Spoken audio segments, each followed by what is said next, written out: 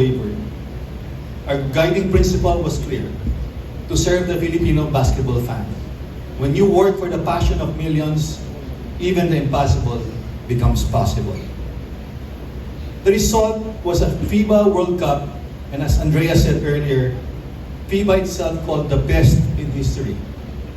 We broke records with 4.6 billion video views and 20 billion impressions. Over 17,000 people attended, included a record-breaking crowd of 38,115 at the Philippine Arena. I heard Qatar would want to beat that. So, let's see. The economic impact, and I share this also with then Senator Angara, to the Philippines was immense, with the World Cup generating estimated 17.8 billion pesos in economic impact. We welcomed over 10,000 tourists, all greeted with smiles as our signature Filipino hospitality shone through. While preparing for the World Cup, we also supported our Gilas Pilipinas team. Despite challenges, we celebrated our first World Cup win since 2014, no less against China, a moment that will live long in our memories. We'll also not forget the shirts that some of the senators were wearing at that time. The goal of the SBP is to make sure that we will always be present after making it to 3 straight editions of the World Cup. That being part of the world's 32 best basketball teams will become a norm rather than an exception. FIBA recognized not just our hosting of the World Cup, but also people behind it. Today, again, Andreas mentioned this earlier, SBP continues to be well represented at the highest levels of international basketball, with leaders like Chairman Emeritus MVP serving in the FIBA Foundation as Vice President, Executive Director Erica D performing the role of Chair of the powerful FIBA Legal Commission. So, Erica, naturalize, bahala ka na. Dr. George Canlas as member of FIBA's Medical Commission, and yours truly serving as a co-opted member of the FIBA Central Board for the term of 2023 to 2027. These are tasks that we take to heart because we know we do not only represent ourselves, but our entire organization, our country.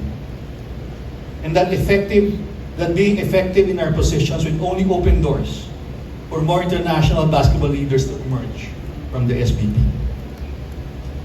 Immediately after, we faced the Hangzhou Asian Games.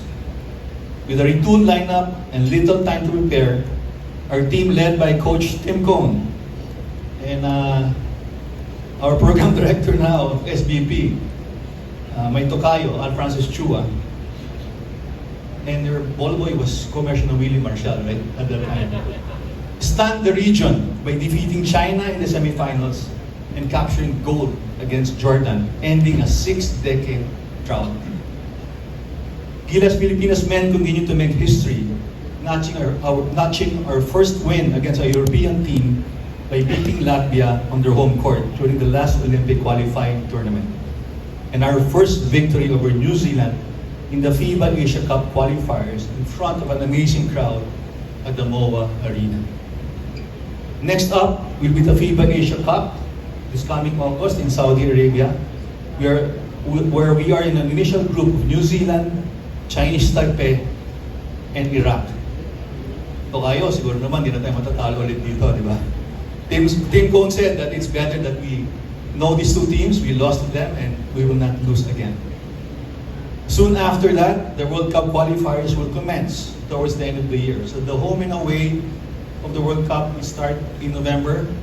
It will be 6 windows before the Qatar World Cup in 2027. And it was mentioned, SEA Games, we have it in December this year. Then we also have to defend, of course, our Asian Games gold next year in 2026. The POC actually appointed me as CDM to the Nagoya Games, no? So we cannot lose the gold medal that we won in 2023. As mentioned, our youth programs are thriving. with the Gilas Youth reaching the semifinals of the FIBA U16 Asian Championship, and our women's teams earning promotion to Division A with dominant performances. Let's give them a hand, youth and women's. On 3x3 program our 3x3 program is also making strides, with both men's and women's teams reaching the Final Four in Asia in the past few years. The women's team in particular showed incredible heart by advancing to the semifinals with just 3 players on the court early this year. And I saw Camille here. Camille sit here, no? She injured, she had an ACL, but FIBA picked it up. Yung puso ng Pilipino, and I think that showed a lot of inspiration for a lot of people. We know the work doesn't stop at the elite level. We're committed to grassroots development, talent identification, and coaching education. Coaches like Norman Black and Jong Yu Chico are working tirelessly to strengthen our programs and empower the next generation. Can we give a hand to Norman and to Jong? Coach Jong. We also invest in referees, statisticians, and table officials, ensuring every aspect of our game meets world-class standards through the SBP Academy headed by Mr. Andrew Te. Andrew, give him a hand, please.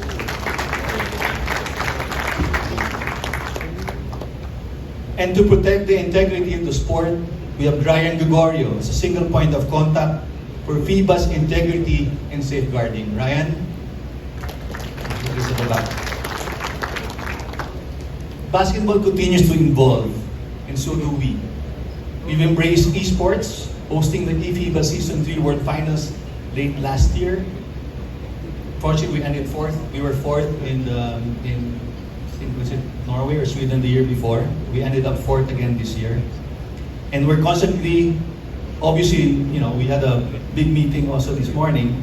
We're constantly reviewing our bylaws to stay agile, relevant, and prepared for the future. And as we shared with the board earlier and active members, the CRC, composed of Chairman Ricky Vargas, Sunny Barrios, Attorney Maribel Aninuevo, Erica D, Attorney Ingles, Gabe Norwood, Rebo Sagisa, Robert Uy, were major contributors in the changes that was approved with a 2/3 vote today, and it will only show that we are a very progressive federation when looking at the future and making sure that we are prepared to actually elevate the sport even more. So the next step for that is Attorney Manivic will send it to the SEC for their approval, and once it's approved, we will implement the change in the bylaws. Let's give them a round of applause. A lot of hard work in that CRC. Thank you, Chairman Ricky. Guided by our 4 pillars, your SBP works relentlessly in all aspects and in all ways. We continue pouring our efforts into our grassroots and providing our members with the institutional support they need to fulfill their mission. We want to complete the journey from discovering young talent at the start of their careers and helping them reach the elite level with our national teams. And when there are not enough players to fill 2 teams of 12 players each, or if there's no space for 92-foot court, basketball continues on the half court with 3x3. At the heart of all this is our belief in the Filipino basketball player. It is SBP's mission to give them every opportunity to succeed, to inspire the nation, and to show that with courage and unity, we can achieve anything. Why do we do this? Because every Filipino who witnessed our victories against Latvia, China, and Jordan walked a little taller the next day. Everyone who watched our 3-strong women's 3x3 team dedicate their win against Magnolia to an injured and teary-eyed teammate, Camille, was a reminder that the task may be gigantic, but together we can overcome. Everyone who cheered in Clark when our E-Gilas squad showed us that the Philippines is world-class found inspiration to pursue their own passions in their own unique fields. Our success reminds us that no matter the odds, we can always find a way as long as we have the courage to try. There is the power of sport and the responsibility we carry at SBP. Hashtag para sa bayan is more than just a hashtag. It is our reason for being. Thank you also for all our stakeholders for being really part of this journey. Without all of you, we would not be successful. On a personal note, before I conclude, as I stand before you today, I am filled with gratitude and humility. Since August 8, 2016, it has been my deepest honor to serve you as your president for more than 2 4-year terms. Looking back, I am proud of how far we have come together, overcoming challenges, breaking new ground, and raising the bar for Philippine basketball. Together, we have built a federation that is stronger and more resilient than ever. But beyond the achievements and milestones, what truly matters to me are the moments we've shared. The joy of victory, the lessons in defeat, despite the media being hard on us sometimes. Jerry Ramos here. And the unity that basketball brings to our nation. I have seen firsthand how this sport, basketball, inspires hope, builds character, and brings out the best in every Filipino. If I may have a dream, my dream for us is to build our own home of basketball. A lasting legacy where every child, every fan, and every aspiring athlete can find their place and pursue their dreams. I hope that together we can continue to nurture the next generation and ensure that Philippine basketball remains a source of pride for all.